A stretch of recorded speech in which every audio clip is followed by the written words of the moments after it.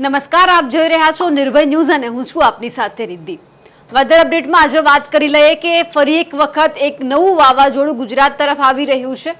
ચીનની અંદરથી એક વાવાઝોડું ઉદ્ભવ્યું છે અને ધીમે ધીમે હવે ભારતની અંદર રાજસ્થાન બાજુ આવી રહ્યું છે, એટલે ક્યાંક ને ક્યાંક આ વાવાઝોડાની અસર છે તે ગુજરાતને થવાની છે, તેમની પણ વાત કરવી છે। એમની સાથે અત્યારે જે બે લો પ્રેશર સર્જાયા છે, એક બંગાળની ખાડીમાંથી આવ્યું છે અને બીજું ચીનમાંથી આવ્યું છે, આ બંને લો પ્રેશરની વાત કરવી છે। એમની સાથે આજે ગુજરાતની અંદર કેટલા જિલ્લામાં કેવો વરસાદ પડવાનો છે તે પણ આપણે પહેલા સમજી લઈએ, કારણ કે ગુજરાતની અંદર અત્યારે આપણે 2 થી 3 દિવસ દરમિયાન એ જોયું હતું કે વરસાદ પડી રહ્યો છે અમુક વિસ્તારમાં, બાકીના બધા જ વિસ્તારની અંદર અત્યારે તડકો પડી રહ્યો છે, એટલે કે વરાપ નીકળી છે। પરંતુ એમની સાથે અત્યારે ચીનની અંદર લો પ્રેશર સર્જાયું, ધીમે ધીમે હવે રાજસ્થાન છે, ઉત્તર પ્રદેશ છે, મધ્યપ્રદેશ છે, આ બધા જ વિસ્તારોને અત્યારે થોડું અસર કરી રહ્યું છે, એટલે ક્યાંક ને ક્યાંક આ બધાની અસર ગુજરાત ઉપર થવાની છે। સૌથી પહેલા તો ગુજરાતની આજે શું સ્થિતિ રહેવાની છે તે પણ આપણે જોઈ લઈએ। ગુજરાતની અત્યારે સ્થિતિની વાત કરીએ તો ઘણા બધા વિસ્તારો, એટલે કે આખું ગુજરાતની જો વાત કરી નાખીએ તો આખા ગુજરાતમાં હળવાથી મધ્યમ વરસાદની આગાહી કરવામાં આવી છે, જેમાં બનાસકાંઠા, પાટણ, મહેસાણા, સાબરકાંઠા, ગાંધીનગર, અરવલ્લી, મહીસાગર, પંચમહાલ, દાહોદ, ખેડા, ગાંધીનગર, અમદાવાદ, ઉત્તર ગુજરાત, મધ્ય ગુજરાતના બધા જ વિસ્તારો, એમની સાથે આણંદ, વડોદરા, છોટાઉદેપુર, ભરૂચ, નર્મદા, સુરત, તાપી, નવસારી, ડાંગ, વલસાડ, દાદરા નગર હવેલી, આ બધા જ વિસ્તારો, એટલે કે 3 ઝોનની વાત કરીએ ઉત્તર ગુજરાતની, મધ્ય ગુજરાતની અને દક્ષિણ ગુજરાતની, 3 ઝોનમાં અત્યારે હળવોથી મધ્યમ વરસાદની શક્યતા છે। એમની સાથે કચ્છની વાત કરીએ તો કચ્છમાં પણ અત્યારે હળવાથી મધ્યમ વરસાદની સંભાવના છે। સૌરાષ્ટ્રની અંદર સુરેન્દ્રનગર, મોરબી, બોટાદ, ભાવનગર, અમરેલી, રાજકોટ, જામનગરના વિસ્તારો પણ છે, દેવભૂમિ દ્વારકાના વિસ્તારો, પોરબંદર, જુનાગઢ અને ગીર સોમનાથ, આખું ગુજરાત અત્યારે આપણે જોઈએ તો ત્યાં હળવોથી મધ્યમ વરસાદ પડી રહ્યો છે। સૌરાષ્ટ્ર ઝોન, એમની સાથે કચ્છ ઝોન, ઉત્તર, મધ્ય અને દક્ષિણ ઝોન, આખા ગુજરાતમાં અત્યારે હળવોથી મધ્યમ વરસાદ પડી રહ્યો છે। પરંતુ એમની સાથે જ્યાં બનાસકાંઠાના વિસ્તારો, સાબરકાંઠાના વિસ્તારો છે ત્યાં મહદઅંશે ભારે વરસાદની શક્યતા છે, કારણ કે રાજસ્થાનને જે વાવાઝોડું અડી રહ્યું છે તે ક્યાંક ને ક્યાંક ઉત્તર ગુજરાતના ઉપરના વિસ્તારોમાં પણ અસર કરે છે। પહેલા વિંડીના માધ્યમથી સમજી લઈએ અત્યારે ગુજરાતની શું પરિસ્થિતિ છે, કારણ કે જે યાગી નામનું જે વાવાઝોડું છે એ ગુજરાતની અંદર અત્યારે થોડું ઘણું અસર કરી રહ્યું છે। પહેલા આપણે વાત કરીએ ચાઇના, એટલે કે ચીનમાંથી આ વાવાઝોડું ઉદ્ભવ્યું છે, એમની સાથે આ ચીન છે, અહીંયા આપણને આ બધું જ લો પ્રેશર દેખાય છે। એ ધીમે ધીમે એમના બધા જ પાવર, એટલે કે આ જે યાગી નામ આપવામાં આવ્યું છે, આ યાગી નામનું વાવાઝોડું છે એ આપણને ઉત્તર પ્રદેશ, રાજસ્થાન, દિલ્હીના વિસ્તારો, આ બધા જ વિસ્તારોને આ વાવાઝોડું અસર કરે છે અને એ વાવાઝોડું અત્યારે ભારતની અંદર આવી ગયું છે, એટલે કે તેમની અસર ગુજરાતને પણ થવાની છે। એમની સાથે બંગાળની ખાડીમાં જે સિસ્ટમ સક્રિય થઈ હતી એ હવે ગ્વાલિયરની આજુબાજુ લો પ્રેશર સર્જાયું છે, એટલે કે હવે વાવાઝોડું બનવાની શક્યતા છે, તે પણ ઉત્તર પ્રદેશ, રાજસ્થાનને અસર કરે છે, એટલે કે એક સાથે 2 લો પ્રેશર જે આ ઉત્તરના વિસ્તારો છે, રાજસ્થાન, હરિયાણા, પંજાબ, આ બધા જ વિસ્તારોને અસર કરી રહી છે અને ક્યાંક આ બધું જ અહીંયા ગુજરાતની ટોચના, એટલે કે ઉત્તર ગુજરાતના વિસ્તારો છે તેને પણ અસર કરે છે। સૌથી પહેલા એ જોઈ લઈએ કે ગુજરાતની અત્યારે શું સ્થિતિ છે, કારણ કે ગ્વાલિયરની બાજુમાં જે આપણને અહીંયા લો પ્રેશર દેખાઈ રહ્યું છે તે અત્યારે ક્યાંક ને ક્યાંક ગુજરાતને પણ થોડું અસર કરતું હોય। ન્યૂ દિલ્હી, એટલે કે નવી દિલ્હીની આજુબાજુ આ ધીમે ધીમે ઉપર જઈ રહ્યું છે, અહીંયાથી આપણને ચાઇનાથી આ જો બધા પવનો એકસાથે ત્યાં ભેગા થઈ રહ્યા છે તેમની અસર પણ અહીંયા જોવા મળે છે। એકસાથે 2 લો પ્રેશર છે અને આ બંને જ ગુજરાતને ઉત્તરીય ભાગને અસર કરે છે, કારણ કે અરબી સમુદ્રમાંથી પવનો જાય છે તે પણ ભેગા થાય છે, બંગાળની ખાડીમાંથી પણ પવનો આવે છે, એટલે ક્યાંક ને ક્યાંક હવે નવું વાવાઝોડું ગુજરાત માટે ક્યાંક ખતરો સમાન સાબિત થઈ રહ્યું છે। આજની પરિસ્થિતિ સૌથી પહેલા એ જોઈ લઈએ આજના દિવસ દરમિયાન શું આગાહી કરવામાં આવી છે। આખા દિવસની સ્થિતિ જોઈએ તો સામાન્ય દેખાઈ રહી છે, ફક્ત હળવાથી મધ્યમ વરસાદના જે પવનો છે તે ફૂંકાઈ રહ્યા છે, બાકીના વિસ્તારોમાં કોઈ જ અત્યંત ભારે વરસાદની સંભાવના નથી. અહીંયા સૌરાષ્ટ્રના અમુક વિસ્તારો અને ઉત્તર ગુજરાતના અમુક વિસ્તારોની અંદર જ આપણને અત્યંત ભારે વરસાદ દેખાઈ રહ્યો છે.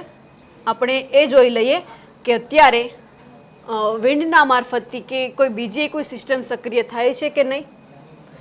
કારણ કે બંગાળની ખાડીમાં આપણે સાયક્લોનિક સર્ક્યુલેશન જોયું હતું. અત્યારે બંગાળની ખાડી સામાન્ય છે, પરંતુ નવી દિલ્હીમાં આપણને આ બધું જ એકસાથે ભેગું થયેલું દેખાય છે. નવી દિલ્હીમાં તો આપણને અત્યંત ભારે વરસાદની સંભાવના છે, ત્યાં વરસાદ પડી રહ્યો છે. એમની સાથે વિન્ડ ગસ્ટના માધ્યમથી પણ સમજી લઈએ શું પરિસ્થિતિ અત્યારે ગુજરાતની, દેશની છે.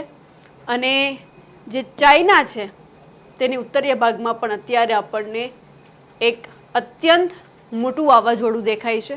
એ બધા જ પવનો એકસાથે ભેગા થઈ રહ્યા છે.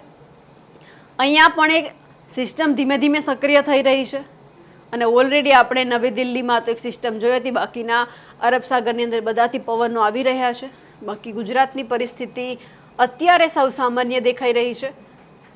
હજુ પણ સાંજ પડતા પડતા ગુજરાતની પરિસ્થિતિ કેવી રહેવાની છે તે જોઈ લઈએ. કારણ કે અત્યારે ગુજરાતમાં સાવ સામાન્ય સ્થિતિ છે. કોઈ જ વિસ્તાર એવા નથી કે જે અત્યંત ભારે વરસાદની સંભાવના હોય. વડોદરાના અમુક વિસ્તારો, સુરતના અમુક વિસ્તારોમાં અત્યારે મેઘમહેર થઈ રહી છે, પરંતુ ખાસા એવા વિસ્તાર અત્યારે કોરા દેખાઈ રહ્યા છે. હવે 12 તારીખની આપણે વાત કરી, 13 તારીખની વાત કરી. હવે લગભગ 1 કે 2 દિવસની અંદર વરસાદનો નવો રાઉન્ડ શરૂ થવા જઈ રહ્યો છે. અને એમની સાથે આપણે ઘણા બધા વિસ્તારો એવા છે કે હવે આગામી દિવસોની અંદર નવો રાઉન્ડ લાવશે. ત્યાં સુધીમાં જે વાવાઝોડું છે તે પણ રાજસ્થાનની અડીના ભાગમાં આવી જશે. એટલે એ જોવાનું છે કે ગુજરાતની કેટલી અસર કરે છે. આ દરમિયાન હવામાન નિષ્ણાત પરેશ ગોસ્વામી શું કહે છે તે પણ સાંભળીએ. ખાસ કરીને સૌપ્રથમ તો મારે આપણે થોડીક હવામાન વિશેની માહિતી આપી દેવાની છે. આમ જોવા જઈએ તો છેલ્લા 2-3 દિવસથી આપણે જણાવી રહ્યા છીએ એમ કે રાજ્યની અંદર સાર્વત્રિક કે અતિ ભારે વરસાદની કોઈ શક્યતાઓ નથી, પણ 850 HPA લેવલે અને 700 HPA લેવલે જે ભેજ છે જેને કારણે છૂટાછવાયા વિસ્તારોની અંદર અત્યારે વરસાદો જોવા મળી રહ્યા છે. જો કે આ કોઈ વરસાદી સિસ્ટમ અત્યારે સક્રિય નથી, પણ એક પ્રકારનો ભેજ છે જેને કારણે વરસાદો નોંધાઈ રહ્યા છે. અને એ વરસાદો પણ મહારાષ્ટ્ર બોર્ડર લાગુ વિસ્તાર હોય કે મધ્યપ્રદેશ બોર્ડર લાગુ વિસ્તાર હોય, પાકિસ્તાન અને રાજસ્થાન બોર્ડર લાગુ વિસ્તાર હોય, એટલે કે જે રાજ્યના બોર્ડરી ભાગો છે એની અંદર જ આ વરસાદો છે એ આજે પણ જોવા મળ્યા, ગઈકાલે પણ જોવા મળ્યા. અને હવે આ વરસાદમાં ધીમે ધીમે સતત ઘટાડો થઈ રહ્યો છે. આ ખૂબ સીમિત વિસ્તારોની અંદર વરસાદ છે. રાજ્યના કોઈ મોટા વિસ્તારોને આ વરસાદનો લાભ મળ્યો નથી, પણ આ બોર્ડર લાગુ વિસ્તારની અંદર જે વરસાદો હતા એમાં પણ જે 850 HPA લેવલનો જે ભેજ હતો જેને કારણે આની તીવ્રતાઓ છે બોર્ડર લાગુ વિસ્તારમાં જોવા મળી.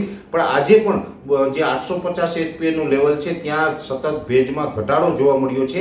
આવતીકાલે પણ વધારે ઘટાડો જોવા મળે તેવી શક્યતાઓ છે.